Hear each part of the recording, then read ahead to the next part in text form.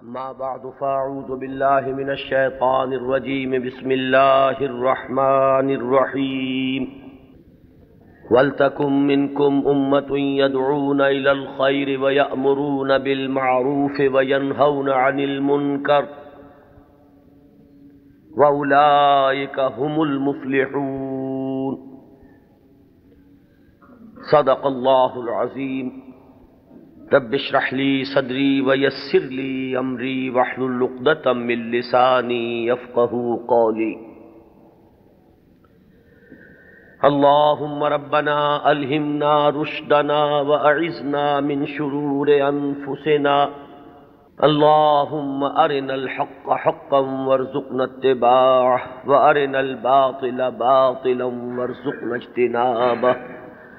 اللهم انصر من نصر دين محمد صلى الله عليه وسلم واجعلنا منهم واخذل من خذل دين محمد صلى الله عليه وسلم ولا تجعلنا معهم آمین یا رب العالمین۔ حضرات، گزشتہ جمعے میں نے کچھ اشارہ کیا تھا کہ آج امام مہدی کے بارے میں جو ہمارے ہاں تصورات ہیں ان کے موضوع پر کچھ گفتگو ہوگی۔ یہ اصل میں ایک سلسلے کی کڑی ہے۔ 12 ربیع الاول کو جو تقریر میں نے کی تھی قرآن اکیڈمی میں ختم نبوت اور تکمیل رسالت کے موضوع پر، اس کے ایک ضمیمے کی حیثیت سے نزول مسیح کا مسئلہ زیر بحث آیا۔ اب ظاہر بات ہے کہ نزول مسیح سے پہلے رفع مسیح علیہ الصلاۃ والسلام کا مسئلہ ہے۔ چنانچہ میں نے پہلے تو ایک مفصل تقریر اس موضوع پر قرآن اکیڈمی ہی میں کی، اور پھر میرا ذہن چونکہ ادھر متوجہ ہوا کہ یہ اہم موضوع ہے، اس پر زیادہ وسیع حلقے میں بھی گفتگو ہونی چاہیے، تو 2 جمعوں میں بھی اس موضوع پر گفتگو ہوئی، بلکہ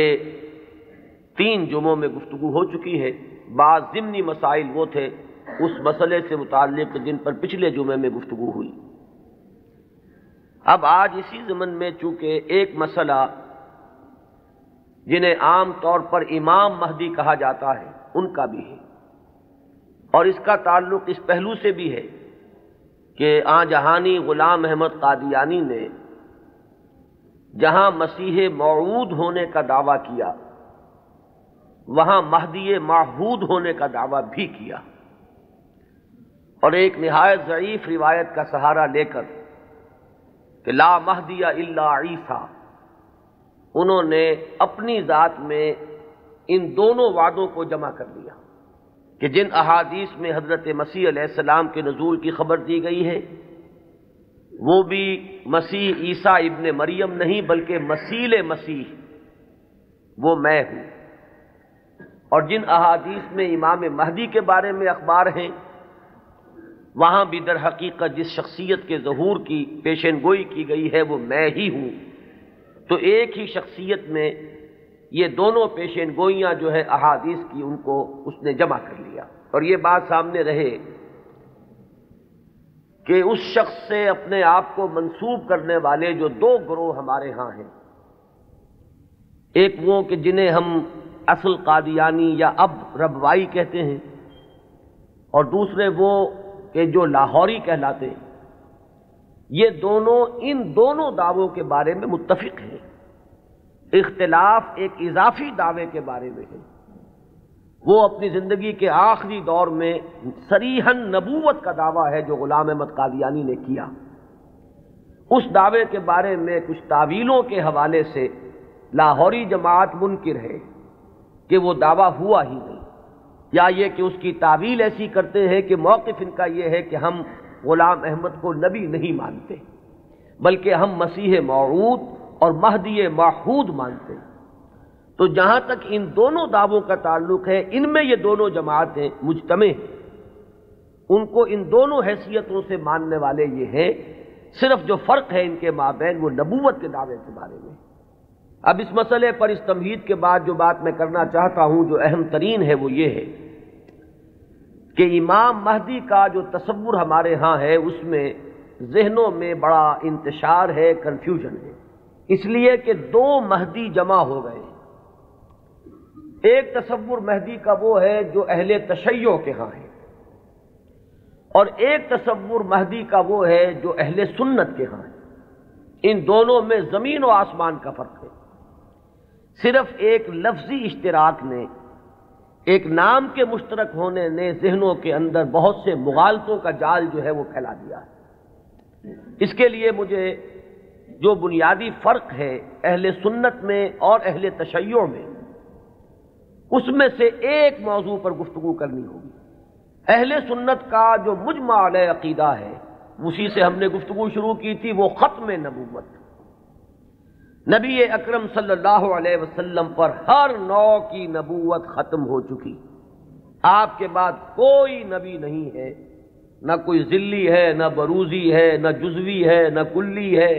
نہ صاحب شریعت ہے، نہ بغیر شریعت ہے، نہ صاحب کتاب ہے، نہ بغیر کتاب۔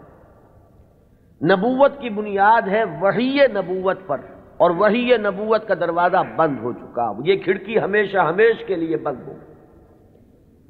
اسی ضمن میں نبوت کا خاصہ ہم مانتے ہیں عصمت، معصوم ہونے۔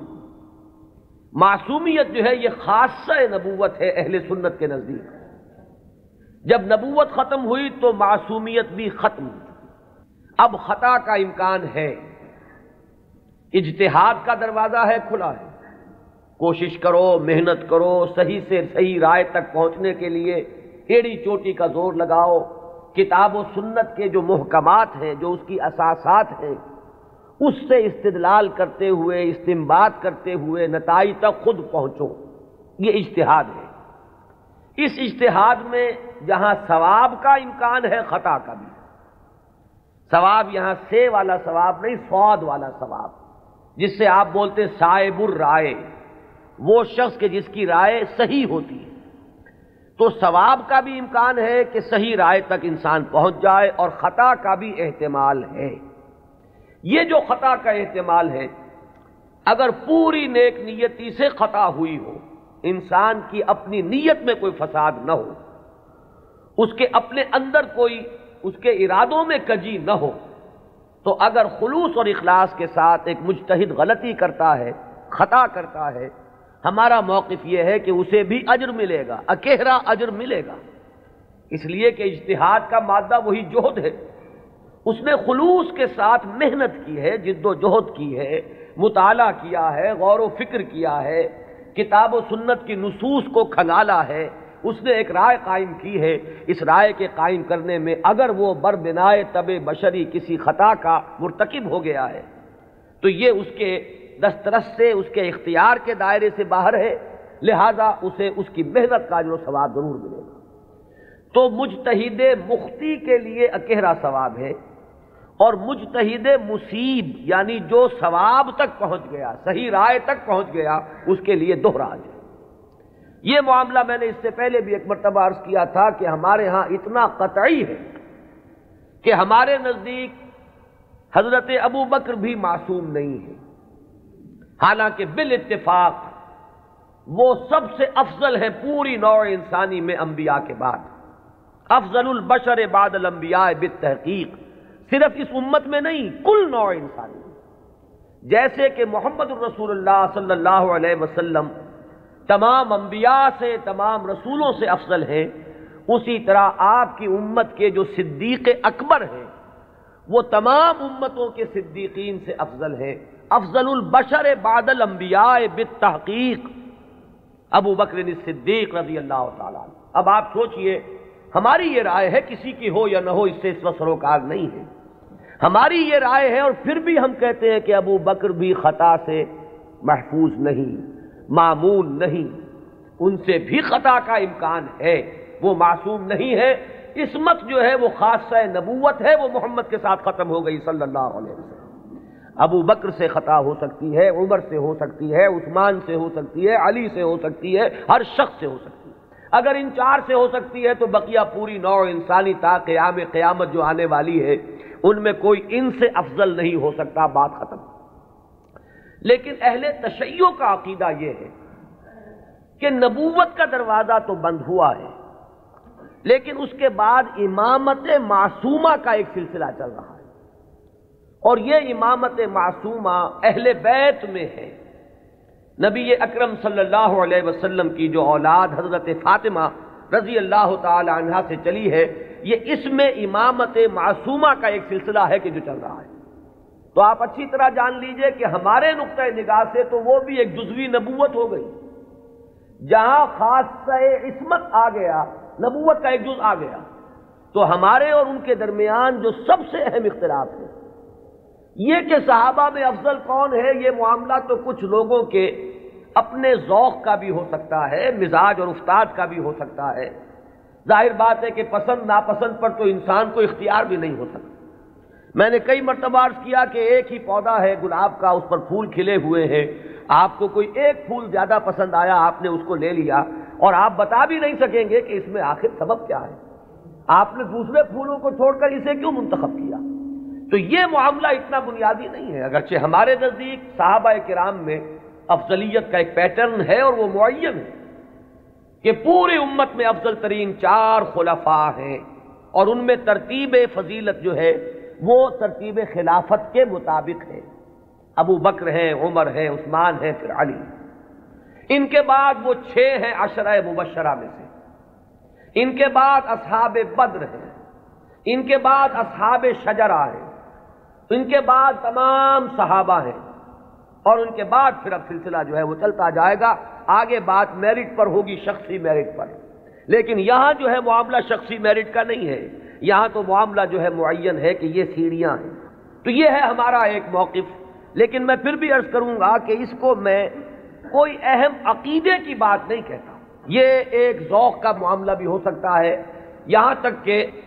امام الہند حضرت شاہ ولی اللہ دہلوی رحمۃ اللہ علیہ نے ایک بڑی عجیب بات لکھی، وہ یہ لکھتے ہیں کہ اگر میری طبیعت کو اس کے آزاد رجحان پر چھوڑ دیا جائے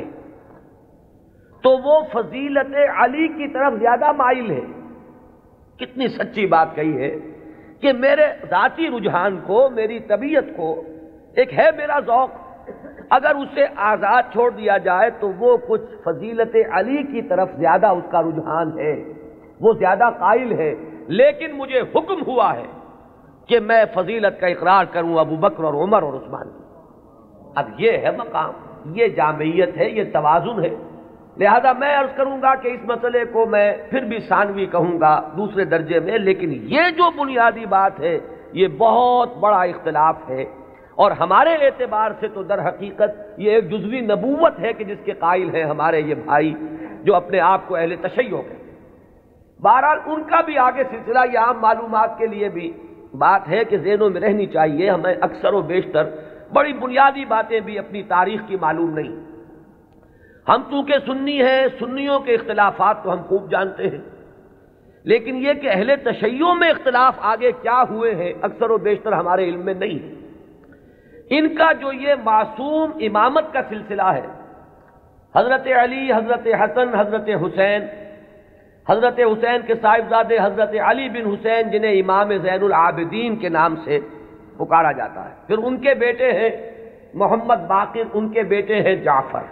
جن سے فقہ جعفری چل رہی ہے۔ یہ 6 امام تو ان کے ہاں متفق علیہ، ان میں تو یہ جو شاخ چلی ان میں کوئی اختلاف نہیں ہے کہ یہ سب کے نزدیک ان میں متفق علیہ ہے ان کی امامت، اور یہ سب امام معصوم شمار ہوتے ہیں۔ لیکن 7ویں امام پر آ کر ان کے ہاں ایک تقسیم ہو گئی۔ بڑے بیٹے اسماعیل تھے تو ان سے ان کے ماننے والے اسماعیلی کہلائے۔ اختلاف ہوا کہ اب امامت جو ہے حضرت جعفر صادق کی اولاد میں سے کس کی طرف منتقل ہوئی، اختلاف ہو گیا۔ بڑے بیٹے کے ماننے والے یہ کہلائے اسماعیلی، اور چھوٹے بیٹے سے جو چلا وہ پھر مسئلہ وہی چل رہا ہے۔ ان کے پھر مزید 6 امام ہیں، جن میں سے 11ویں امام جو ہے ان کے بارے میں ایک تو تاریخ کی روایت یہ ہے کہ وہ لا ولد فوت ہو گئے، اور ایک روایت جو اہل تشیع کے ہاں ہے وہ یہ ہے کہ ایک بچہ ان کے ہاں ہوا تھا جس کو انہوں نے اخفاء سے کہیں بھیج دیا باہر، اندیشہ یہ تھا کہ حکومت وقت اس کو قتل نہ کرا دے۔ وہ ہیں ان کے تصور میں امام مہدی، وہ جن کو بچا لیا گیا تھا وہ کہیں کسی غار میں روپوش ہیں اور وہیں ہیں، آخری زمانے کے قریب ان کا ظہور ہوگا، وہ زندہ ہیں، غار میں موجود ہیں، ان کا ظہور ہوگا، وہ امام المہدی ہیں، اور ان کے آنے کے بعد پھر یہ مسلک بھی ظاہر بات ہے کہ اسلام ان کے نزدیک تو وہی ہے جسے وہ اسلام کہہ رہے ہیں، یعنی شیعیت جسے ہم کہتے ہیں، اس مسلک کی بھی فتح ہوگی اور یہی اسلام جو ہے پھر پوری دنیا کے اوپر چھا جائے گا۔ انہیں قائم آل محمد بھی ان کے ہاں کہا جاتا ہے۔ تو یہ ہے تصور امامت کا اور امام مہدی کا شیعہ حضرات کے۔ کیونکہ درمیان میں نے بات آپ کو ایک بتائی تھی کہ ساتویں امام پر آ کر اختلاف ہوا ہے، تو جو بڑے بیٹے اسماعیل سے جو سلسلہ چلا وہ بھی کچھ عرصے کے بعد دو حصوں میں تقسیم ہو گیا۔ ان میں سے ایک حصہ ابھی چل رہا ہے کہ وہ امامت نسلاً بعد نسل چلی آ رہی ہے، وہ تو ہمارے ہاں کے یہ اسماعیلی ہیں۔ یہ اسماعیلی اس وقت جو ان کے امام ہیں، آغا خان تھے، آغا خان کے پوتے اب ان کے امام ہیں، اب کریم آغا خان، یہ ان کے نزدیک امام معصوم ہیں، ان سے کسی خطا کا امکان ہی نہیں۔ سر سلطان محمد خان جو آغا خان تھے، ان کے تو یہ الفاظ بھی منقول ہوئے ہیں کہ جب میں شراب پیتا ہوں تو شراب جب میرے ہونٹوں کو مس کرتی ہے تو پاک ہو جاتی ہے۔ یعنی یہ امام معصوم تو وہ شے ہے کہ جس سے کوئی ناپاک چیز چھوئے گی تو پاک ہو جائے گی۔ جیسے وہ تصور ہے کہ ایک چیز، ایک پتھر کوئی ایسا بھی ہے کہ جس کو وہ چھو لے وہ سونا بن جاتا ہے، تو اسی طریقے سے یہ امامت معصومہ کیا ہے اس کا آپ تصور کیجئے۔ تو جو ایگزیکٹ لائن ہے امامت کی وہ تو در حقیقت ان کے ہاں ہے کہ وہ امامت معصومہ کا تصور جو ہے بغیر کسی سلسلے کے ٹوٹے ہوئے وہ چلا آ رہا ہے۔ ہمارے ہاں جن کو ہم آغا خانی کہتے ہیں، اسماعیلی کہتے ہیں، ان کے ہاں، ان کے ہاں دوسری شاخ وہ ہی تھی کہ اس میں بھی آگے چل کر امام غائب ہو گیا، وہ دوسرا امام ہے غائب۔ تو ایک امام غائب تو وہ ہیں جنہیں امام المہدی کہا جاتا ہے، وہ ہمارے ہاں کے جو عام شیعہ حضرات ہیں جنہیں اثنا عشری شیعہ کہتے ہیں، یعنی 12 اماموں کے ماننے والے۔ ایک وہ جو شاخ اوپر والی ہے اس کو شش امامیہ کہتے ہیں، یعنی 6 اماموں تک تو متحد آئے، اس کے بعد 6 کے بعد 7ویں امام پر ایک شاخ نکل گئی، تو وہ شش امامیہ کہلاتے ہیں ان کے نزدیک، اور خود کو یہ کہتے ہیں اثنا عشری۔ لہذا کسی بھی شیعہ دوست سے اگر بات ہو، آپ شیعہ کہیں گے تو وہ کچھ برا مانے گا، چپ رہے، آپ سے احتجاج نہ کرے تو بات اور ہوگی، لیکن یہ کہ اگر آپ ان سے مہذب انداز میں سوال کرنا چاہیں تو آپ کا سوال یہ ہونا چاہیے کہ کیا آپ اثنا عشری ہیں؟ یہ لفظ وہ ہے جو خود اپنے لیے اختیار کرتے ہیں۔ لہذا وہ 12 اماموں والا سلسلہ کے 6 متفق علیہ، 5 بعد میں، اور جو 12ویں امام ہیں ان کے وہ عہد طفولیت ہی میں کہیں ان کو بھیج دیا گیا کہیں حفاظت کے ساتھ، اور وہ کسی غار میں ابھی ہے اور وہ وہیں سے ظہور کریں گے۔ لہذا یہ جو اصل شیعیت ہے ان کا امام غائب ہے اور یہ اس کے انتظار میں ہے کہ وہ آئیں۔ ایک حالت منتظرہ جو ہے اس شیعیت پر یہ چلی آ رہی ہے۔ اس میں یہ بھی بتا دوں، یہ بھی دلچسپی کی بات ہے کہ حال ہی میں ایک بہت بڑا انقلابی قدم اٹھایا ہے خمینی نے یہ فلسفہ پیش کیا اور اس کو قبول حاصل ہو گیا ایران میں کہ یہ جو ہم امام منتظر کے انتظار میں رہیں گے اور کچھ نہیں کریں گے تو یہ تو بہت غلط معاملہ ہے کہ آنے والا ہی آئے گا تو کچھ ہوگا، ہم تو کچھ کر نہیں سکتے۔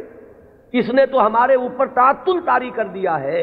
ہم لوگ جو ہے بالکل ظالموں کے لیے اور غلط کار لوگوں کے لیے نرم چارہ بن گئے ہیں، جیسے چاہیں وہ کریں، ہم تو ہاتھ نہیں پکڑ سکتے، اس لیے کہ ہم تو منتظر ہیں کہ کوئی آنے والا آئے گا تو صورت بدلے گی۔ تو انہوں نے فلسفہ پیش کیا کہ جب تک وہ امام غائب ظاہر نہیں ہوتے، نائب امام کی حیثیت سے کوئی شخص وہ تمام اختیارات ہاتھ میں لے سکتا ہے جو اصل میں امام کے۔ لہذا امام خمینی جو ہے اس وقت نائب امام ہے، وہ امام جو غائب ہیں ان کے نائب کی حیثیت سے وہ سارے اختیارات اور حقوق جو امام کے ہیں وہ اب امام خمینی کے پاس ہیں، اور اپنے کانسٹیٹیوشن میں انہوں نے اس کو ایک خاص اصطلاح دی ہے، یہ ہے ولایت فقیہ، کہ یہ وہ شخصیت ہے کہ جو بھی حکومت کا ڈھانچہ نیچے بنے گا، کوئی صدر منتخب ہو، کوئی وزیر اعظم منتخب ہو، پارلیمنٹ ہو،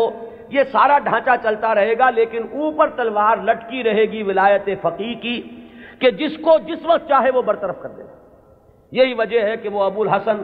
بنی صدر جو ہے وہ پیرس میں بیٹھے ہوئے ہیں، حالانکہ بہت بڑی اکثریت سے اس وقت ہمیں یہی بتایا گیا تھا واللہ عالم کہ بڑی عظیم اکثریت سے وہ صدر منتخب ہوئے تھے، لیکن بہرحال یہ تو نیچے کا ڈھانچہ ہے، اصل میں تو اوپر ولایت فقیہ ہے، اس کا اعتماد حاصل رہے گا تو کوئی شخص رہے گا ورنہ نہیں۔ میں یہاں نہ کوئی تنقید کرنا چاہتا ہوں نہ کسی اختلاف کا اظہار، آپ کو بتا رہا ہوں کہ بات سمجھ میں آئے کہ امام مہدی کا اصل کانسیپٹ کیا ہے۔ یہ لفظ زیادہ جو ہے معروف جو در حقیقت اس شیعہ نظریے کے تحت ہے۔ ابھی میں آپ کو بتاؤں گا کہ ہمارے ہاں تو جو روایات کسی قدر پائے کی ہے، کوئی ان کی حیثیت ہے، وہاں مہدی کا لفظ ہے ہی نہیں، کہیں بھی نہیں۔ اس اعتبار سے معاملہ بڑا مختلف ہے۔ کچھ خبریں ہیں ہمارے ہاں، وہ میں ابھی عرض کروں گا، لیکن امام مہدی کی اصل شخصیت، ان کے بارے میں سارے تصورات، ان کا وہ مقام اور مرتبہ، یہ ساری چیزیں جو ہمارے ہاں عام ہیں، یہ در حقیقت ہماری نہیں بلکہ اہل تشیع کی، وہ ہے تصور شیعہ حضرات کا جو ہمارے ہاں عام ہو گیا ہے۔ اب آئیے جو ہمارا مسئلہ ہے، اہل سنت کے ہاں بھی یہ خبریں موجود ہیں، بلکہ میں اس کو شروع کروں گا ختم نبوت کے بعد۔ وہ کیا اقدامات ہیں کہ جو اس امت میں اللہ تعالیٰ نے اپنی مشیت کاملہ کے تحت کیے ہیں، کہ جن کے بارے میں میں اس وقت جرأت کر کے ایک لفظ استعمال کر رہا ہوں کہ جو نبوت کی قائم مقامی کی حیثیت اختیار کر لیتے ہیں۔ ان میں سب سے پہلا قدم تو میں تفصیل سے عرض کر چکا ہوں، قرآن کی حفاظت۔ اللہ تعالیٰ نے ذمہ لیا، انا نحن نزلنا الذکر وانا لہ لحافظون، ہم نے ہی اس ذکر کو نازل کیا ہے اور ہم ہی اس کے محافظ۔ یہ میں عرض کر چکا ہوں اس سے پہلے اپنی تقریروں میں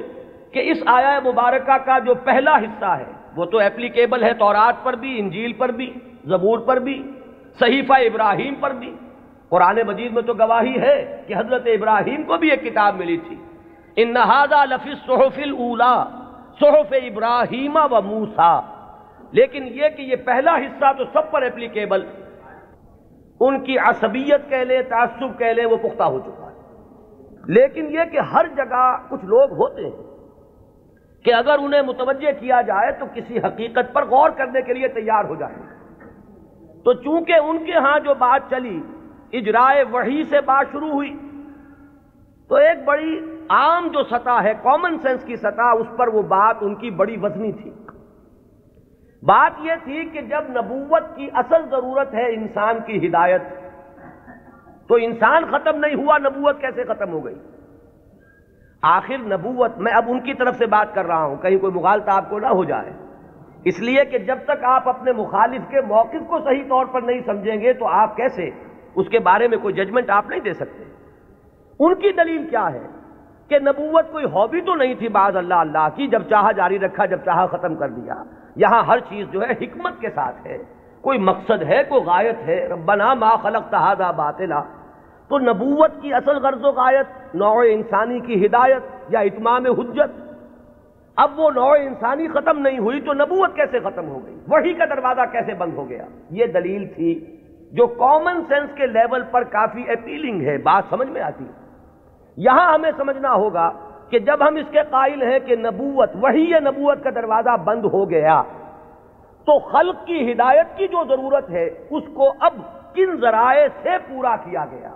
ان چیزوں کو اگر سمجھ لیا جائے تو وہ دلیل کٹ جائے گی۔ پہلی بات میں عرض کر چکا ہوں پوری تفصیل سے اپنی سیرت کی تقاریر میں بھی اور بعد میں بھی، کہ پہلی بات یہ کہ ہدایت خداوندی اپنے مرحلہ تکمیل کو پہنچ گئی قرآن مجید میں۔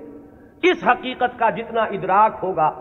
اور شعور کی سطح پر جتنی ریئلائزیشن ہوگی اس کی، اتنا ہی یوں سمجھیے کہ اس فتنے کا دروازہ بند ہوتا چلا جائے گا، کہ وہ ہدایت جو وحی کے ذریعے سے دینی مقصود تھی، وہ اپنے کلائمیکس کو، نقطہ عروج کو، اپنے نقطہ کمال کو پہنچ چکی قرآن مجید میں۔ اور دوسری بات یہ کہ اس ہدایت خداوندی کا وہ جو اب مخزن ہے، علامہ اقبال کے الفاظ میں نوع انسان را پیام آخرین حامل او رحمت للعالمین، اس کی حفاظت کا ذمہ اللہ نے لیا۔ اب یہ ایک بہت بڑا ہسٹوریکل فیکٹ ہے کہ اگرچہ ہم مانتے ہیں سابقہ کتابیں بھی اللہ کی نازل کردہ تھیں، لیکن ان کی حفاظت کا ذمہ نہیں لیا گیا۔ کیا وجہ؟ ترجیح بلا مرجح تو ظلم قرار پائے گی، کوئی نہ کوئی بنیاد ہے ترجیح کی، کہ اس کی حفاظت کا ذمہ لیا اور ان کی حفاظت کا ذمہ نہ لیا۔ کیوں؟ اس لیے کہ یہ ہدایت کامل اور آخری ہدایت ہے. اگر یہ بھی گم ہو جائے تو پھر تو یا تو اس کھڑکی کو کھولیے، وہی نبوت کا دروازہ پھر کھلنا چاہیے، ورنہ یہ ہے کہ اگر یہ محفوظ ہے تو پھر کوئی منطقی ضرورت اور عقلی ضرورت اس کھڑکی کے کھولنے کی نہیں. تو پہلا انتظام جو اللہ نے کیا ختم نبوت کے بعد جو ایک خلا پیدا ہوا ہدایت انسانی کے سلسلے میں، اس کے لیے پہلا انتظام قرآن مجید کی حفاظت. اب یہ کتاب محفوظ ہے تا قیام قیامت. اس کے معنی میں لوگ گھپلا کر لیں، اس کے ترجموں میں تحریف ہو جائے، الحاد ہو جائے، ادھر موڑ لیں ادھر تروڑ لیں، خود بدلتے نہیں قرآن کو بدل دیتے ہیں. ہوئے کس درجہ فقیہان حرم بے توفیق، لیکن یہ ترجموں میں ہو سکتا ہے، تفسیروں میں ہو سکتا ہے، متن میں ممکن نہیں ہے. وہ ٹیکسٹ جو ہے ہمیشہ ہمیشہ کے لیے محفوظ رہے گا. پہلا انتظام یہ. دوسرا انتظام جو ایک ضمانت دی ہے اللہ تعالیٰ نے اور جس کی خبر دی ہمیں محمد الرسول اللہ صلی اللہ علیہ وسلم. ضامن تو اللہ ہے لیکن اس کی خبر دینے والے اللہ کے رسول ہیں. آپ نے فرمایا، یہ دو اعتبارات سے احادیث آتی ہیں، متفق علیہ روایت ہے، لا یزال من امتی امت قائمۃ بامر اللہ لا یضرهم من خذلهم ولا من خالفهم. میری امت میں ہمیشہ ایک گروہ ایسا موجود رہے گا جو امر اللہ پر پورے طور پر قائم رہے گا، جازم رہے گا. نہ تو کوئی شخص جو ان سے روگردانی کرے گا، علیحدگی اختیار کرے گا، چھوڑ کر جائے گا، نہ تو وہ کوئی نقصان پہنچا سکے گا اس گروہ کو،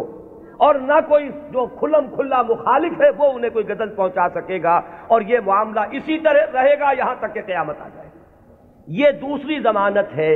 کہ اس امت میں ایک گروہ ہمیشہ حق پر قائم رہے گا. اس لیے کہ ہدایت کا صرف نظری اعتبار سے کتاب میں محفوظ رکھنا کافی نہیں ہے. اگر یہ بات ہوتی تو پھر انبیاء کے آنے کی ضرورت نہیں تھی. اللہ تعالیٰ کسی اپنے غیبی طریقے سے کتابیں نازل کر دیتا. کتاب کے ساتھ کوئی شخصیت جو ہے موجود رہنی چاہیے، کوئی گروہ انسانی موجود رہنا چاہیے جو اس کتاب پر قائم ہو، جو اس کتاب کا عملی نمونہ پیش کر سکے. لہذا دوسری ضمانت یہ دی گئی، اور اس کی مختلف روایات اور بھی آتی ہیں. لا تزال فی امتی طائفۃ قائمین علی الحق. میری امت میں لازماً ایک گروہ ہمیشہ ایسا رہے گا جو حق پر قائم رہے گا. ایسی جماعت سے کبھی بھی دنیا بالکل خالی نہیں ہوگی. یہ ضمانت میں پھر عرض کر رہا ہوں کس کی ہے؟ اللہ کی. یہ در حقیقت اسی ضرورت کو پوری کرنے کا اہتمام ہو رہا ہے جو ختم نبوت کے بعد جو بھی خلا پیدا ہوا ہدایت انسانی کے اعتبار سے اس کا جو پر کیا جانا ہے وہ ان چیزوں سے. یہی بات آپ کو ملے گی منفی اسلوب میں بھی. یہ تو مثبت ہے. منفی طور پر حضور نے فرمایا کہ میری امت کبھی گمراہی پر جمع نہیں ہوگی. لا تجمع امتی علی الضلالہ. اگر تو کبھی ایسا ہو جائے پوری امت محمد صلی اللہ علیہ وسلم گمراہی پر جمع ہو جائے تو نفی ہو جائے گی اس قول کی کہ میری امت میں ہمیشہ ایک گروہ حق پر قائم رہے گا، قائمین علی الحق. تو بات ایک ہی ہے، ایک اس کا مثبت انداز ہے اور ایک اس کا منفی پہلو ہے کہ لا تجمع امتی علی الضلالہ. میری امت کبھی بھی گمراہی پر جمع نہیں. اسی ضمن میں ایک تیسری جو ضمانت دی ہے وہ ضمانت وہ ہے جسے ہم مجددین امت کے نام سے جانتے ہیں. ایک سلسلہ مجددین ہے جس کی خبر دی گئی ہے کہ ان اللہ یبعث فی هذه الامہ علی راس کل 100 عام من یجدد لها دینها. اللہ تعالیٰ نے خاص اہتمام فرمایا ہے کہ اس دین پر اگر کچھ اور بیرونی اثرات آتے چلے گئے، کچھ پردے پڑتے چلے گئے، کچھ گردہ ادھر ادھر سے آ کے جمع ہو گیا، کچھ بدعات کا طومار آ گیا، کوئی غلط نظریات جو ہے انہوں نے آ کر تسلط حاصل کر لیا، تو ہر 100 سال کے بعد ہر صدی کے سرے پر اللہ تعالیٰ ایک ایسی شخصیت کو اٹھائے گا کہ جو اس پورے دین کو اثر نو بالکل خالص شکل میں پیش کر دے گا. سارا ادھر ادھر کا گند جو آیا تھا اس کو دھو دے گا، سارے جو اضافے ہوئے تھے اس سے اس کو پاک کر دے گا، جو بھی عجمی یا جو غیر اسلامی تصورات آئے ہوئے ہوں گے انہیں دھو دے گا، جو رسوم کے اندر اور مراسم کے اندر جتنے بھی نئی بدعات جاری کی گئی ہوں گی ان سے بھی بالکل نکھار کر جو اصل ہے چہرہ اس دین حق کا، دین محمدی علیہ صاحب صلاۃ والسلام کا، اسے نکھار کر اصل صورت اس کی پھر واضح کر دے گا. یہ ہے جنہیں ہم مجددین امت کہتے ہیں. اور یہ جان لیجئے کہ اس کا اگرچہ جن لوگوں کو ہم نے قرار دیا ہے کہ وہ اس امت کے مجددین ہیں، ہمارے ہاں نہ مجدد معصوم ہے۔ اب اختلاف رکھیے، یہاں پر فرق ذہن میں رکھیے۔ میں نے تو آپ کو بتایا کہ مجدد کہاں ہے، حضرت ابو بکر سے بڑھ کر تو کوئی افضل نہیں، لیکن وہ بھی معصوم نہیں ہے۔ وہ سلسلہ امامت کا کانسیپٹ بالکل جدا ہے، اس کی بنیاد جدا، اس کا تصور جدا، اس کے ساتھ جتنے بھی معاملات جو ہیں متعلق ہیں وہ سب بالکل مختلف ہیں۔ اور یہ جو سلسلہ مجددین امت ہے یہ کانسیپٹ کے اعتبار سے بنیادی طور پر مختلف ہے۔ کوئی ہمارا ہندوانہ پس منظر ہے جو اثر انداز ہو رہا ہے، کوئی مغربی تہذیب نے آ کر کوئی اپنا غازہ مل دیا ہے، ان سب کو ہٹا کر وہ دین کی اور شرع مبین کی جو اصل اور صاف صورت ہے اس کو اثر نو اجاگر کر دو، یہ ہے کار تجدید۔ ہم نے کوشش کی ہے، اور اس میں اختلاف ہو سکتا ہے کہ ایک گروہ جو ہے وہ کسی کو مجدد سمجھ رہا ہو، ایک گروہ کسی اور کو مجدد سمجھ رہا ہو۔ جیسے جیسے زمانہ آگے چلتا ہے ماضی کے بارے میں تو رائیں کچھ نہ کچھ ایک جیسی ہوتی چلی جاتی ہیں، لیکن یہ کہ ہم عصر لوگوں میں ہمیشہ اختلاف رہے گا۔ گروہ رہیں گے وہ سمجھیں گے کہ شاید یہ مجدد ہیں، ان کی خدمات ایسی ہیں کہ دین کی اصل شکل کو انہوں نے واضح کیا ہے، اور اوہام اور رسومات کا جو اس کے اوپر تومار آ گیا تھا اس سے انہوں نے پاک کیا ہے۔ تو کوئی کسی کو مجدد مان لے، کوئی کسی کو مجدد مان لے، یہ کوئی عقیدے کا مسئلہ نہیں، کسی کے مجدد ماننے سے کوئی فرق واقع نہیں ہوتا۔ چنانچہ اس صدی میں 14ویں صدی میں یہ معاملہ دیکھیے کہ اگرچہ امت تو ہے، کہاں آپ چلے جائیے انڈونیشیا اور ملائیشیا سے موریتانیہ تک، میں نے کئی مرتبہ عرض کیا یہ تو سالڈ علاقہ ہے نا امت مسلمہ کا۔ کہیں ٹھیک ہے وہ اس طرح سے آزاد اور خود مختار نہیں ہے جیسے ہندوستان میں ہے، لیکن امت محمد تو موجود ہے۔ اور جو ان آفیشل ایسٹیمیٹس ہیں اس کے اعتبار سے اس وقت بھارت میں 15 کروڑ مسلمان ہیں،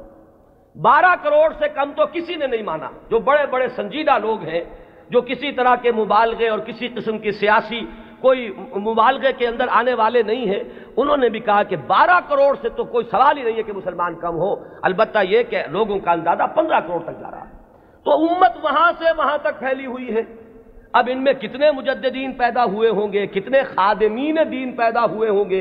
کتنے لوگوں نے محنتیں کی ہوں گی۔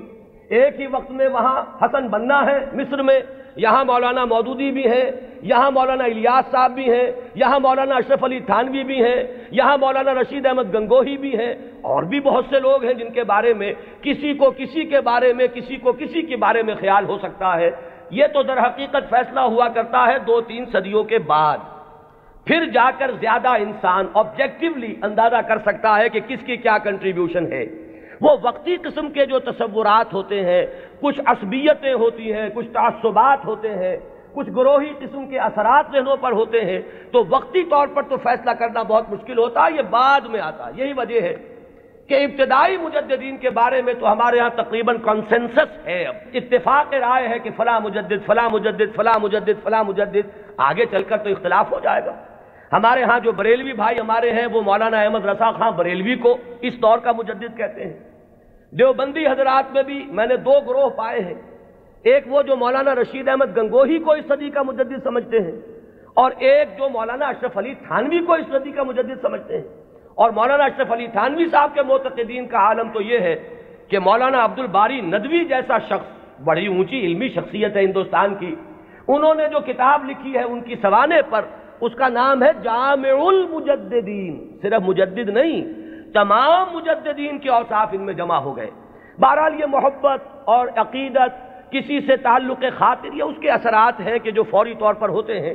اسی طریقے سے چاہے مودودی صاحب نے ہرگز اس کا دعویٰ نہیں کیا، میں خود گواہ ہوں اس کا، میں ان کے ساتھ رہا ہوں، لیکن ہو سکتا ہے اور میں سمجھتا ہوں کہ بہت سے ان کے ماننے والوں کے ذہن میں ہے یہ بات کہ اس صدی کے اصل مجدد وہ تھے۔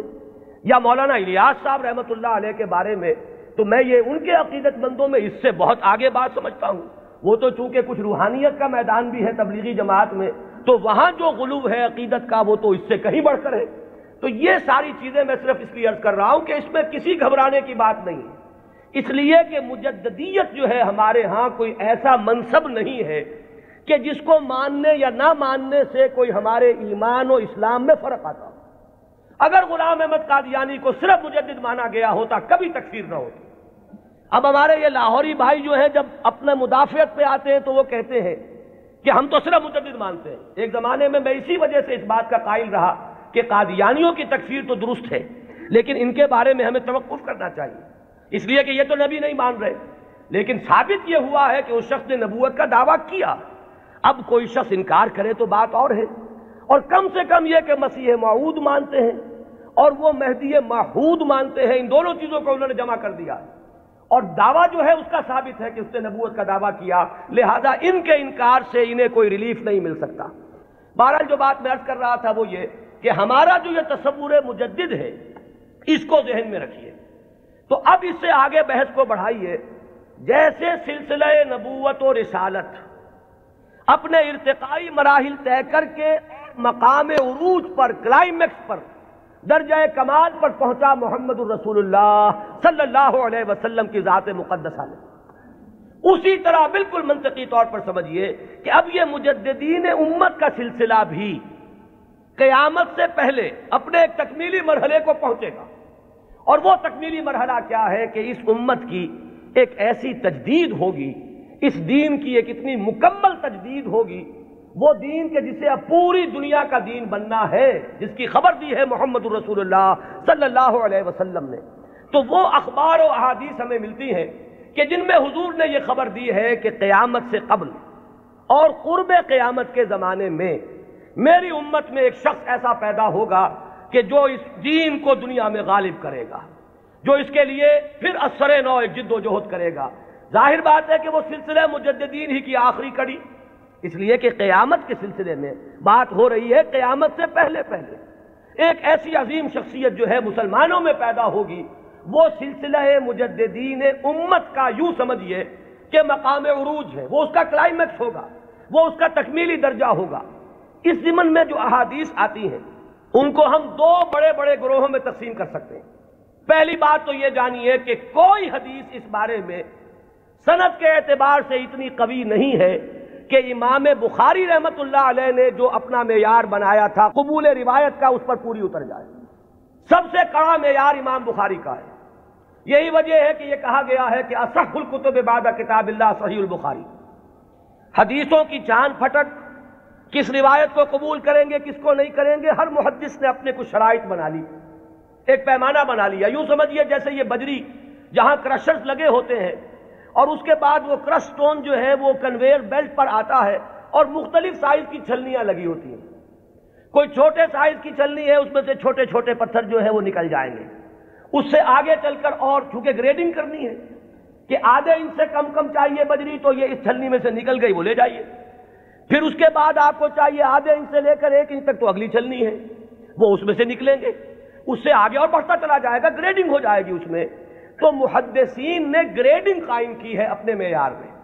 اور ٹاپ کا معیار جو ہے سب سے باریک چھلنی جو لگائی ہے وہ ہے در حقیقت امام بخاری رحمت اللہ علیہ کی، لہذا اس معیار پر جو حدیث آ گئی تو ہم یہ کہتے ہیں کہ اب سند کے اعتبار سے تو کلام نہیں،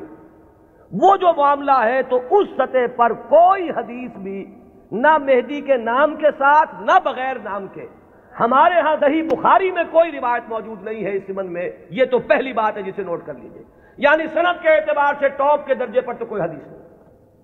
اس کے بعد نمبر 2 جنہیں ہم صحیحین میں بریکٹ کرتے ہیں، امام بخاری کے ساتھ امام مسلم کی صحیح، یہ بریکٹ ہو کر صحیحین، یہ ذرا ایک دائرہ بن گیا۔ امام مسلم کے شرائط بھی تقریباً وہی ہیں اگرچہ تھوڑے سے کم، اس پر ایک روایت آئی صرف، اور اس روایت میں کہیں مہدی کا نام نہیں ہے، صرف اتنی خبر ہے کہ آخری زمانے میں قیامت سے قبل اللہ تعالیٰ ایک ایسی شخصیت کو ظاہر کرے گا، اور خاص طور پر اس کا جو ذکر ہے وہ یہ ہے کہ اس وقت زمانے میں اتنی خوشحالی ہو جائے گی، مسلمانوں کے ہاں اتنی دولت جمع ہوگی کہ وہ لپیں بھر بھر کر لوگوں کو تقسیم کرے گا اور دولت ختم نہیں ہوگی۔ یہ ایک عمومی خوشحالی کا، جیسے خلافت راشدہ کے بارے میں ہم کہتے ہیں کہ لوگ اپنی زکوٰۃ اور صدقات لے کر گھومتے تھے اور کوئی لینے والا نہیں تھا، تو اسی طرح کی برکات کا کوئی ظہور ہونے والا ہے، صرف اس کی خبر دی ہے حضور نے، اور وہ ایک عظیم شخصیت کے ذریعے سے ہوگا، اس میں کسی کا ذکر نہیں ہے، نام کیا ہوگا، اس کے والد کا نام کیا ہوگا، وہ کس قبیلے سے ہوگا، وہ کس نسل سے ہوگا، کسی کا کوئی ذکر نہیں۔ تو صحیحین کا تو معاملہ یہ ہے کہ صحیح بخاری میں سرے سے کوئی روایت نہیں، موضوع ہی موجود نہیں، جبکہ یہاں کنٹراسٹ کے لیے میں آپ کو بتا دوں، میں نے جو تقریریں کی ہیں حضرت عیسیٰ کے نزول کے بارے میں علیہ الصلوۃ والسلام، وہ روایات جو ہیں وہ صحیحین کی ہیں، وہ متفق علیہ ہیں، وہ بخاری میں بھی ہے، مسلم میں بھی ہے، لہذا زمین و آسمان کا فرق ہے۔ ان دونوں کو ہمارے ذہنوں میں عام طور پر جو بھی تصورات سنی سنائی باتوں سے ہمارے ذہنوں میں بن گئے ہیں، تو تقریباً ان دونوں کو ہم نے کیا ہوا ہے، بہت فرق ہے۔ حضرت مسیح علیہ السلام کے نزول کی خبریں اور اس کی پیشین گوئیاں اور اس کی احادیث بہت قوی ہیں سند کے اعتبار سے، اکثر و بیشتر روایات اس میں وہ ہیں کہ جو متفق علیہ ہے، کہ صحیح بخاری میں بھی ہے، صحیح مسلم میں بھی ہے۔ جبکہ یہ جو تصور ہے، ایک کانسیپٹ جو ہے امام المہدی کا، وہ میں بتا چکا ہوں اصلاً تو یہ ایک شیعی کانسیپٹ ہے۔ وہ سارے تصورات جو اس کے ساتھ ہیں وہ اہل تشیع کے ہیں، لیکن ہمارے ہاں اگر کوئی تصور ہے تو وہ تصور اول تو سند کے اعتبار سے اتنا قوی ہے ہی نہیں کہ شرائط بخاری پر پورا اترے، وہ تو بات نیچے آ گئی۔ اس سے نیچے جو روایت ملی صحیحین میں صرف ایک امام مسلم لائے ہیں، اور اس میں نہ کسی نام کا ذکر ہے، نہ تفصیلات ہیں، نہ کسی نسل کا ذکر ہے، کس قبیلے سے ہوگا، بس ایک عظیم شخصیت کا ظہور ہوگا۔ تو اس کو تو یوں سمجھیے کہ وہی سلسلہ مجددیت کا یہ نقطہ عروج ہے، یہ اس کا تکمیلی مرحلہ ہے۔ البتہ جب ہم صحیحین سے نیچے اترتے ہیں تو اب بہت سی احادیث ملتی ہیں۔ ان احادیث کو بھی آپ دو خانوں میں اپنے ذہن میں رکھ لیجئے۔ ایک تو وہ احادیث ہے کہ جن میں ان کا نام مہدی مذکور ہے، اور اس سے بھی بہتر اور قوی تر احادیث وہ ہیں کہ جن میں نام نہیں ہے۔ پھر ان میں ایک اور فرق ہے، کہیں تو یہ بتایا گیا کہ وہ خاندان فاطمہ سے ہوگا رضی اللہ تعالی عنہ، میری عطرت سے، اہل بیت سے، من ولد فاطمہ کے الفاظ بھی بعض روایات میں ہیں۔ بعض روایات وہ ہیں کہ جن میں فرمایا گیا ہے کہ بنو عباس میں سے ہوگا، بعض روایات میں یہ کہ قرشی ہوگا، بعض روایات میں نام ایک اور بھی آیا حارث نام ہوگا، بعض روایات میں نام آیا ہے کہ اس کا نام میرا ہی ہوگا، محمد صلی اللہ علیہ وسلم۔ ہم یہ ان کے اعتبار سے، آنے والے کے نام کے اعتبار سے نہیں کہہ رہے، صلی اللہ علیہ وسلم ہم نے حضور کے نام کی مناسبت سے کہا۔ تو میرا نام ہوگا، اس کے والد کا نام بھی میرے ہی والد کے نام پر ہوگا، یعنی وہ بھی محمد ابن عبداللہ ہوگا۔ اور یہاں میں آپ کو ایک بات بتا دوں کہ یہ جو ابھی 2 سال قبل یا شاید اب تیسرا سال ہے، جو حادثہ ہوا تھا حرمین میں اور مسجد الحرام پر کچھ لوگوں نے قبضہ کیا تھا، مقابلہ ہوا، میں اس کی تفصیل میں نہیں جانا چاہتا کہ اس کے اسباب کیا تھے اور کیا ان لوگوں کا اصل موقف تھا اور وہ کیا کرنا چاہتے تھے، لیکن وہاں بھی ایک شخص نے اپنے مہدی ہونے کا اعلان کیا اور وہ محمد ابن عبداللہ ہی تھا۔ اس کا نام بھی محمد اور اس کے والد کا نام بھی عبداللہ، قحطانی ہے وہ، اور وہ عرب تو ہے، لیکن یہ کہ بہرحال اب جو بھی ان کے بارے میں معلوم نہیں ہے کہ آیا جو لوگ موقع پر قتل ہو گئے ہیں وہاں ان میں وہ ہے یا نہیں، پھر یہ کہ جو لوگ بعد میں پکڑ کر قتل کیے گئے ہیں سزا کے طور پر ان میں وہ ہے یا نہیں، کچھ پتہ نہیں۔ جو ان کا سب سے بڑا سرغنہ تھا اس کو تو بہرحال قتل کر دیا گیا ہے، لیکن جو اصل سرغنہ تھا وہ نہیں ہے، جس نے کہ دعویٰ کیا تھا کہ یہ مہدی ہے، جن کے بارے میں لوگوں نے کہا کہ ان سے بیعت کرو یہ مہدی ہے۔ تو وہ بہرحال ایک صرف میں نے برسبیل تذکرہ بات کہی ہے کہ وہ جو فرمایا گیا کہ نام میرے نام پر ہوگا اور والد کا نام بھی میرے والد کے نام پر ہوگا، یہ بھی بعض روایات میں ہے، لیکن یہ تمام روایات جو ہیں جیسا کہ میں نے عرض کیا کہ ان میں سے بہت ایک تو تعارض ہے، اختلاف ہے، تفصیلات میں بہت فرق و تفاوت ہے۔ تو اس سے بہرحال جہاں تک حدیث کے متن پر جرح کے لیے اور غور و فکر کے جو اصول بنے ہیں، حدیث پر جو غور و فکر ہوا ہے وہ 2 اعتبارات ہیں، سند پر یا متن پر۔ سند میں تو ہم یہ دیکھیں گے کس نے کس سے سنا، کس نے کس سے سنا، اس نے کس سے سنا، اس نے کس سے سنا، یہ چین متصل ہے یا کہیں ٹوٹتی ہے، 2 کڑیاں آپس میں ملی ہوئی ہیں کہ نہیں۔ پھر ہر کڑی کے بارے میں دیکھیں گے یہ فاسق تو نہیں تھا، اس کے بارے میں کوئی جھوٹ کی گواہی تو نہیں ملی تھی کہ جھوٹ بھی بول دیتا تھا۔ تو یہ سارا معاملہ تو ہے سند کا کہ جتنے بھی راوی ہیں متصل ہو روایت کا سلسلہ نمبر 1، اور جو راوی ہیں وہ سب کے سب ثقہ ہو، قابل اعتماد ہو، نیک لوگ ہو، یہ گفتگو تو ہے سند پر۔ جو محدثین نے اکثر و بیشتر کام اسی پر کیا ہے، وہ متن پر زیادہ زور نہیں دیتے، وہ تو سند دیکھتے ہیں۔ بات آ رہی ہے کس سلسلے سے؟ ایک ہوتا ہے کسی حدیث کے مضمون پر غور کر کے اور پھر یہ دیکھا جائے کہ اس میں کیا ہے، کوئی چیز ایسی تو نہیں جو خلاف عقل ہو، کوئی چیز ایسی تو نہیں جو کتاب و سنت کی دوسری منصوص چیزوں کے خلاف ہو،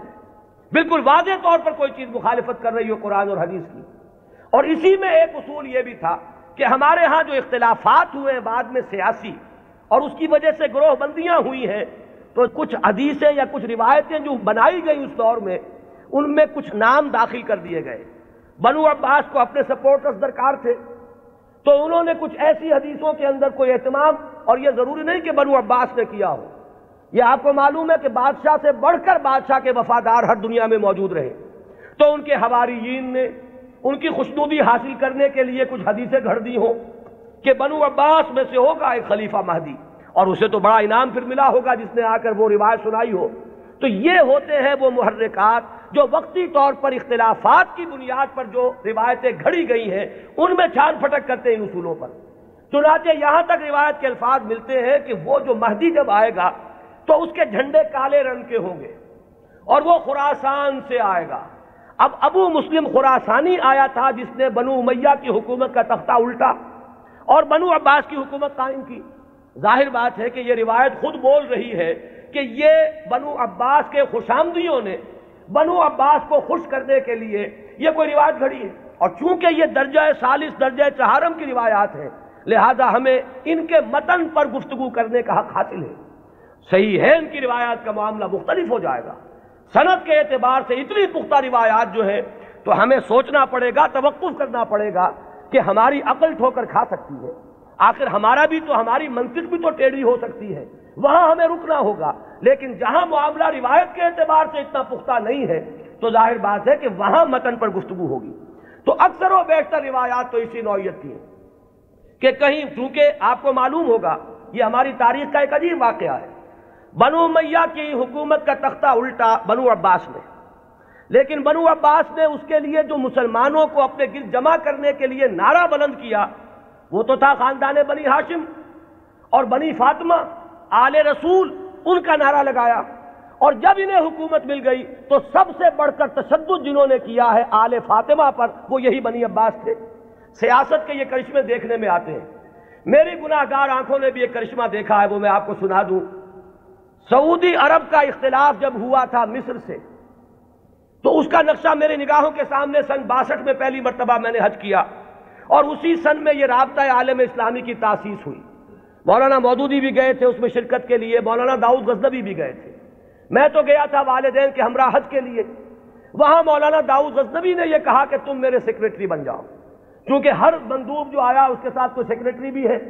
تو مجھے اور کیا چاہیے تھا، اندھا کیا چاہے دو آنکھیں، کہ میں اس پورے اجلاس کو ان کے سیکریٹری کی حیثیت سے اٹینڈ کر سکوں۔ تو میں نے وہ پورا نقشہ دیکھا ہے۔ اس وقت صورت کیا تھی، اللہ تعالیٰ مغفرت فرمائے، شاہ سعود جو بڑے بھائی تھے شاہ فیصل کے بھی اور جو شاہ خالد ہیں ان کے، شاہ سعود اس وقت یوں سمجھئے کہ جو تقریر کی ہے ناصر کے خلاف اور مصر کے خلاف، اس سے زیادہ زہر میں بجھی ہوئی تقریر کوئی نہیں ہو سکتی۔ جملے مجھے ابھی تک یاد ہے، نحن فداء الاسلام بارواحنا واجسادنا وہم اعداء اللہ واعداء الدین واعداء الرسول، ہم تو اسلام کے فدائی ہیں، اپنی ارواح سے بھی اپنے اجساد سے بھی ہر چیز اپنی اسلام پر فدا کرنے کو تیار، اور یہ جو ہے اللہ کے دشمن، اللہ کے رسول کے دشمن، اللہ کے دین کے دشمن۔ یہ انداز تھا۔ وہ کہیں تصویر اس زمانے میں چھپ گئی تھی، ظاہر بات ہے کہ مصر تو اس طرح کا آزاد ملک ہے جیسے ہمارا معاشرہ بھی ہے، یہاں سوشلسٹ بھی ہیں، ملحد بھی ہیں، وہاں بھی ہے۔ تو کسی ملحد رسالے میں یہ پولیگیمی پر ایک کارٹون چھپ گیا تھا، ایک مرغہ درمیان میں ہے اور چاروں طرف 9 مرغیاں، اور یہ کارٹون جو ہے وہ منسوب کیا تھا یہ ہے، یعنی اشارہ کیا جا رہا تھا توہین آمیز انداز میں نبی اکرم صلی اللہ علیہ وسلم۔ اس کارٹون کا ذکر انہوں نے کیا، یہ کر رہے ہیں وہ مصر میں، اور ظاہر بات ہے یہ ایسی چیز ہے کہ ہر مسلمان کا خون جو ہے کھول اٹھے گا اس کے تصور سے۔ لیکن یہ کہ پھر آپ سوچئے ہوا کیا، یہ جو اختلاف تھا مصر کا اور سعودی عرب کا، اب اختلاف ہوا 2 بھائیوں کا۔ شاہ فیصل نے جو اس وقت ولی عہد تھے تختہ الٹا، حکومت پر قبضہ کیا، وہی شاہ سعود اب جا کر بیٹھے ناصر کی گود میں، جن کی وہ تقریر تھی، انہیں پناہ ملی ہے تو ناصر کے ہاں ملی ہے۔ کشمکش تو سعودی عرب کی اور مصر کی تھی، شخصیات در حقیقت اس میں آ جایا کرتی ہیں وقتی طور پر۔ تو یہ تماشا میری گناہ گار آنکھوں نے بھی دیکھا، اور یہی تماشا تاریخ میں ہوا تھا کہ بنو عباس نے بنو امیہ کی حکومت کا تختہ الٹا اہل بیت رسول کے نام پر، اور پھر اہل بیت رسول پر جتنا ستم کیا ہے بنو عباس نے اس کا اس نے اشیر بھی نہیں ہے کہ جو بنو امیہ نے کیا۔ بہرحال یہ جب معاملات ہیں تو کہیں بنی فاطمہ کے لیے وہ احادیث ہے، کہیں بنو عباس کے لیے ہے، تو ان روایتوں کا ہمارے ہاں کوئی اونچا مقام نہیں۔ البتہ وہ جو میں نے بات آپ کے سامنے عرض کی کہ دین کا جو ایک تصور ہمارا ہے بحیثیت مجموعی، ختم نبوت کے بعد ہدایت انسانی کا سلسلہ جو جاری ہے وہ کس شکل میں ہے؟ میں نے آج اسی لیے آیت شروع میں پڑھی تھی، وَلْتَكُن مِّنكُمْ أُمَّةٌ يَدْعُونَ إِلَى الْخَيْرِ وَيَأْمُرُونَ بِالْمَعْرُوفِ وَيَنْهَوْنَ عَنِ الْمُنكَرِ وَأُولَٰئِكَ هُمُ الْمُفْلِحُونَ۔ لوگوں اب شخصی نبوت کا دور ختم ہوا، وہ تو آخری اور کامل نبی تھے محمد صلی اللہ علیہ وسلم۔ اب تمہیں اجتماعی سطح پر ایک کام کرنا ہے، وہ کام جو ہوا کرتا تھا رسولوں کے ذریعے سے اب تمہیں کرنا ہے، بحیثیت امت کرنا ہے۔ وَكَذَلِكَ جَعَلْنَاكُمْ أُمَّةً وَسَطًا لِتَكُونُوا شُهَدَاءَ عَلَى النَّاسِ وَيَكُونَ الرَّسُولُ عَلَيْكُمْ شَهِيدًا۔ ہم نے تمہیں امت وسط بنایا ہی اس لیے ہے کہ رسول گواہی دے تم پر اور تم گواہ بن جاؤ پوری نوع انسانی پر۔ یہی ہے فطرت کے مطابق، عقل کے مطابق، منطق کے مطابق کہ وہ جو سلسلہ ختم ہوا رسالت کا اور نبوت کا، در حقیقت اس کی جگہ اب اس امت نے لی ہے۔ اب یہ کلیکٹیو رسپانسبلٹی ہے پوری امت کی، اور امت بحیثیت مجموعی کنتم خیر امت اخرجت للناس تأمرون بالمعروف وتنہون عن المنکر وتؤمنون باللہ۔ اور اگر پوری امت سو جائے، پوری امت کو اپنی ذمہ داری کا احساس نہ رہے، پوری امت جو ہے کہیں گم ہو جائے، اپنا قافلہ جو ہے وہ راستہ بھول چکا ہو، تب کیا کریں؟ وَلْتَكُن مِّنكُمْ أُمَّةٌ يَدْعُونَ إِلَى الْخَيْرِ۔ تم میں سے ایک گروہ تو رہنا ہی چاہیے، ایک جماعت تو ایسی ہونی ہی چاہیے، کچھ لوگ تو رہے کہ دنیا جب دنیا کی طرف دوڑ رہی ہو تو وہ دین کے لیے اپنے آپ کو وقف کر دے، جب باقی لوگوں کی ایمبیشنز اور حوصلے اور ولولے ہوں دنیا کمانے کے، وہ ہر چیز کو تج کر صرف اللہ کے دین کی خدمت کا بیڑا اٹھا لے۔ تو ایک گروہ، ایک جماعت تو رہنی ہی چاہیے۔ وَلْتَكُن مِّنكُمْ أُمَّةٌ يَدْعُونَ إِلَى الْخَيْرِ وَيَأْمُرُونَ بِالْمَعْرُوفِ وَيَنْهَوْنَ عَنِ الْمُنكَرِ وَأُولَٰئِكَ هُمُ الْمُفْلِحُونَ۔ اور جان لو کہ اصل فلاح کے حقدار وہی ہوں گے، انہی کو فلاح مل کر رہے گی۔ یہ ہے وہ قرآنی ہدایت جس کا اب میں نے جو بتایا آپ کو احادیث کے ذیل میں، تو پہلی بات تو یہ کہ قرآن کی حفاظت وہ قرآن سے ثابت، احادیث سے ثابت۔ دوسری بات یہ کہ ایسے ایک گروہ کا رہنا، اس کی ضمانت احادیث نے دے دی۔ لا تزال فی امتی طائفۃ قائمین علی الحق، میری امت میں ایک گروہ ہمیشہ رہے گا۔ اور یہ جان لیجئے یہ بھی ایک دلچسپ مسئلہ ہے، جو جماعتیں بنتی ہیں، جو گروہ اٹھتے ہیں اس کام کے لیے، ظاہر بات ہے وہ کسی شخصیت کے سہارے پر اٹھتے ہیں۔ یہ آپ کو اچھا لگے یا برا لگے، کچھ لوگ زیادہ آئیڈیلسٹ ہوتے ہیں، وہ شخصیت نہیں بلکہ زیادہ جو ہے وہ اجتماعیت میں بلیو کرنے والے ہیں۔ ان حضرات کی توجہ کے لیے کہہ رہا ہوں کہ کام ہمیشہ جب بھی آپ دیکھیں گے کسی شخص سے شروع ہوا ہے، کوئی شخص جس کا کہ ذکر میں ابھی کر چکا کہ ان اللہ یبعث فی ہذہ الامہ علی راس کل مئۃ عام من یبعث لہا دینہا، کوئی نہ کوئی شخص اٹھتا رہے گا کہ جو دین کو تمام جو باہر سے آئے ہوئے اثرات ہیں ان سے دھو کر اس کی صحیح شکل میں دنیا کے سامنے لے آئے گا۔ اب ظاہر بات ہے کہ وہ اکیلا تو نہیں ہوگا، اسی کی دعوت پر کچھ لوگ جمع ہوں گے، وہ پکارے گا من انصاری اللہ، میں یہ کام کا بیڑا اٹھا رہا ہوں، کون ہے جو میری مدد کرے؟ وہ جماعت وجود میں آئے گی، وہ ہے جماعت وَلْتَكُن مِّنكُمْ أُمَّةٌ يَدْعُونَ إِلَى الْخَيْرِ یا لَا تَزَالُ فِي أُمَّتِي طَائِفَةٌ قَائِمِينَ عَلَى الْحَقِّ، وہ جماعت ہوگی۔ اس کے بعد ہوتا کیا ہے حادثہ، یہ بھی جان لیجئے، یہ بھی بہت مرتبہ ریپیٹ ہو چکا ہے۔ وہ جو گروہ، وہ جماعت جب ذرا آگے بات چلتی ہے تو وہ شخصیت جو ہے وہ بت بن جاتا ہے، اس کی محبت جو ہے وہ عقیدت میں بدل جاتی ہے، عقیدت شخصیت پرستی کا روپ دھارتی ہے۔ پھر اس کے ارد گرد اس کا نام لے کر جو لوگ اٹھتے ہیں وہ اپنی دنیا کو کمانے کا ذریعہ اس شخص کو بناتے ہیں، اس کا نام بیچتے ہیں، اس کی محبت بیچتے ہیں۔ وہ جو اقبال نے کہا یہی شیخ حرم ہے جو چرا کر بیچ کھاتا ہے،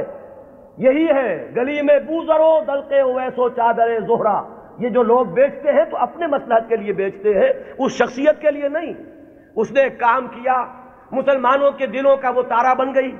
آنکھوں کا تارا بن گئی وہ شخصیت، ظاہر بات ہے محبت پیدا ہوتی ہے۔ یہ بھی احادیث ملتی ہے کہ اللہ تعالیٰ جب کسی انسان سے، بندے سے محبت کرتا ہے تو وہ فرشتوں سے کہتا ہے میں فلاں بندے سے محبت کرتا ہوں، تم بھی محبت کرو۔ اس کے بعد اس کی محبت جو ہے خلق خدا کے دل میں ڈال دی جاتی ہے۔ بہت سے لوگ جانتے بھی نہیں کہ ہم اس سے کیوں محبت کرتے ہیں، محبت کرتے ہیں اس لیے کہ یہ خدائی تدابیر میں سے ہے۔ اب اس محبت کو کچھ لوگ ایکسپلائٹ کرنے والے آتے ہیں، جو اپنی دنیا بناتے ہیں اس محبت کو بیچ کر، اس کے حوالے سے، اس کے ذریعے سے معلوم ہوا کہ اب وہ جماعت جو ایک دور میں کھڑی ہوئی تھی دین کی تجدید کے لیے، وہ خود ایک فرقہ بن کر اور ایک فتنہ بن کر ایک گمراہی کا ذریعہ بن جائے۔ پھر اٹھاتا ہے اللہ کسی اور کو، اس لیے کہ سلسلہ تو چلنا ہے، نبوت ختم ہو چکی ہے، دین کی ہدایت کے اس پورے سلسلے کو تو برقرار رکھنا ہے تا قیام قیامت۔ پھر اللہ کا کوئی بندہ اٹھتا ہے، پھر وہ نعرہ لگاتا ہے، پھر کچھ لوگ جمع ہوتے ہیں، کچھ عرصے تک وہ جماعت رہتے ہیں، پھر وہ جماعت بھی پھر وہ گلتی ہے اور سڑتی ہے، اور اس کے اندر پھر وہی فرقے بندی پیدا ہوتی ہے، وہ ایک فرقے کا روپ دھار لیتی ہے، اور اس میں پھر شخصیتیں جو ہے بت بن کر پجنے لگتی ہیں، پھر اللہ کسی کو اٹھاتا ہے۔ یہی پروسیس ہے جو عقلاً ممکن ہے، یہی پروسیس ہے جو منطقی طور پر ممکن ہے، اور یہی ہم تاریخ میں دیکھ رہے ہیں کہ ہر گروہ جو ہے وہ اٹھا ہے اور وہ تجدید دین اور خدمت دین کے داعیے سے اٹھا، اور انہوں نے کام کیا، اس میں کوئی شک نہیں۔ ایک وقت میں دین کی صحیح تصویر لوگوں کے سامنے رکھی، وہ خدمتیں کر کے چلے گئے، بعد میں ان کے نام پجنے لگے اور وہ پھر عقیدے بن گئے۔ آج ہمارے ہاں جو مزاروں کی پرستش ہو رہی ہے تو یہی تو ہے، جنہوں نے فاقوں پر فاقے کاٹے تھے، جن کے فاقے ضرب المثل ہیں، آج ان کی قبروں کے طفیل جو ہیں عیاشیاں ہو رہی ہیں۔ آج لوگ جو ہیں انہوں نے اپنی دنیا کمانے کا ذریعہ اس کو بنایا ہوا ہے۔ تو یہ وہی پروسیس ہے جو بہت زیادہ میگنیفائڈ فارم میں اور بڑی گھناؤنی صورت میں ہمارے سامنے موجود ہے۔ ہوتا یہی ہے، تو فرمایا کہ ایسا ہوتا رہے گا، قافلہ چلتا رہے گا۔ قرآن ہے، یہ قلعہ تو گڑا ہوا ہے، اس میں تو کہیں ادھر سے ادھر ہونے کا سوال ہی نہیں، یہ تو قائم و دائم ہے، اس کی حفاظت کا ذمہ لیا ہے۔ اس کے بعد ایک امت ایک گروہ بھی موجود رہے گی، اس کی بھی ضمانت ہے۔ اور ظاہر بات ہے کہ امت یا گروہ، اما یا امو کہتے کسے ہیں؟ ایک امام ہوتا ہے جس کے پیچھے نماز ادا کرتے ہیں باجماعت، وہ امام ہے، اور امت کا لفظ بنا امام سے، اما یا امو سے لفظ امت بنا۔ یہ جو شخص اٹھے گا، اس کے جو ساتھی ہوں گے، آوان و انصار ہوں گے، جو مددگار ہوں گے، یہ جماعت بنیں گے۔ اور اس کے بعد جب یہ جماعت جو ہے، جب یہ زوال سے دو چار ہوگی، جب اس کے اندر فساد رونما ہو جائے گا، پھر وہ پروسیس اثر نو ہوگا۔ یہ چلتا رہے گا تا کہ قرب قیامت میں ایک عظیم شخصیت کا ظہور ہوگا، وہ اسی سلسلہ مجددین کی آخری کڑی ہوگا، وہ دین کی تجدید کرے گا، اس کے ساتھ مسلمان جمع ہو جائیں گے، متقین ہوں گے، صالحین ہوں گے، مخلصین ہوں گے، جہاد ہوگا، اعداء اللہ اعداء الدین کے ساتھ مقابلے ہوں گے، اور ان میں سر فہرست ہے یہود، اور یہود ہی کے ساتھ جب آخری مارکہ ہو رہا ہوگا اور وہاں مسلمانوں کے قدم جو ہے وہ کمزور پڑ رہے ہوں گے، اس وقت وہ حضرت مسیح کا نزول ہوگا، اور وہ دجال اکبر جو یہود کا اس وقت سب سے بڑا لیڈر ہوگا، اسے بھی قتل کریں گے اور یہودیوں کا قلع کما کریں گے۔ یہ دونوں جو واقعات ہیں جمع ہو جاتے ہیں، نزول عیسیٰ علیہ السلام کا معاملہ بھی اور اس عظیم شخصیت کا معاملہ بھی۔ ہم یقین سے نہیں کہہ سکتے ان کا نام کیا ہوگا، یہ ساری خبریں فلاں قبیلے سے، فلاں خاندان سے، یہ اس سند کو نہیں پہنچی ہوئی ہے کہ میں یا آپ کوئی رائے اس کی بنا پر حتمی طور پر قائم کر لیں۔ حتمی بات ایک ہی ہے کہ آخری زمانے میں اس امت میں ایک مجدد پیدا ہوگا، عظیم مجدد، اور وہ اس دین کی تجدید اس سطح پر کرے گا کہ جس کے بعد اس دین کا غلبہ پوری دنیا میں ممکن ہو جائے گا۔ یہ ہے اصل میں ہمارا تصور اہل سنت کا۔